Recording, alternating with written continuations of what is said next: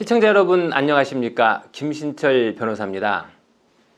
얼마 전 부모님 소유의 부동산을 담보로 근저당권을 설정하고 거기에 본인이 대출을 받았는데 그 대출 채권을 본인이 개인회생에 포함시켜야 되는지, 또 포함시킨다면 어떻게 처리되는지 문의하시는 분이 있었는데요. 자, 오늘은 부모님이나 배우자 또는 형제와 같이 제3자 명의의 부동산을 금융권에 담보로 제공하고 내가 대출을 받았을 때 개인회생을 신청한다면 어떻게 진행이 되는지 알아보겠습니다. 예전에 영상을 통해서 본인 소유의 아파트나 자동차의 근저당권을 설정해서 대출을 받는 경우에는 담보대출 채권은 별채권부 채권으로 취급된다라고 말씀을 드린 적이 있는데요. 이렇게 별채권으로 취급이 되면 담보권자가 담보권을 실행했을 때 경락대금으로도 변제받지 못하는 나머지 채권만을 개인회생 채권자로 변제받게 되고요. 채무자는 나머지 채무를 모두 면책받게 됩니다. 자, 그렇다면 이번에는 타인 명의의 부동산을 담보로 제공하고 대출을 받는 채권도 이 담보대출이니까 별채권부 채권으로 처리를 해야 되는 것이 아닐까요? 이런 질문이 많이 있어서 오늘 말씀을 드립니다. 결론부터 말씀드리면 내 명의가 아닌 재산에 담보를 설정하고 내가 대출을 받았다면 그 대출 채권은 별채권부 채권이 아닌 일반 개인회생 채권으로 분류가 됩니다.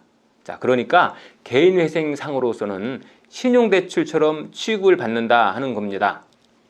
개인회생에서 의미하는 별채권부 채권은 채무자 본인이 재산에 유치권, 질권, 저당권, 전세권이 설정되어 있는 채권을 의미하기 때문에 타인 명의의 부동산을 담보로 제공하고 대출을 받았다면 그 채권이 담보채권이라고 하더라도 채무자의 개인회생 신청 채권에서는 담보채권으로 보지 않고 일반 개인회생 채권으로 간주하는 겁니다.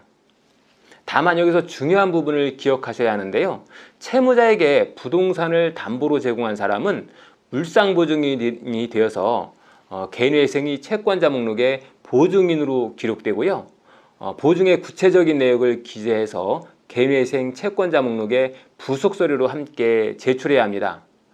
또 하나 유의하실 점은 타인 명의의 부동산을 담보로 대출받은 채권에 대한 담보권 실행은 개인회생 절차에서 금지나 중지명령을 받을 수 없다는 겁니다. 이 금지나 중지명령은 채무자 명의 재산에 대한 강제집행과 가압류 가처분에 대해서 보호를 받을 수 있는 제도이기 때문에 타인 명의의 부동산에 대한 강제집행은 이 중지나 금지 명령을 받을 수 없습니다. 그래서 회생 절차 진행 중에 담보권이 그대로 실행될 수 있습니다. 따라서 채무자가 개인회생을 신청할 때는 필요하다면 담보권자가 담보권을 실행하지 않도록 사전에 미리 담보권자와 협의를 하는 것이 좋겠습니다.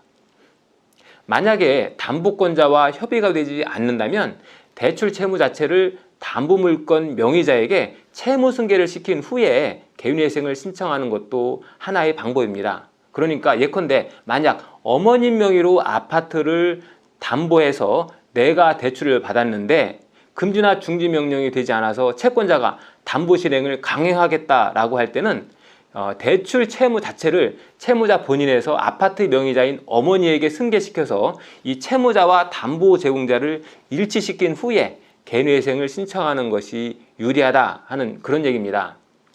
오늘은 타인의 물건을 담보로 제공하고 내가 담보대출을 받는 경우에 개인회생을 신청할 때 그 채권이 어떻게 취급되는지 알아봤습니다.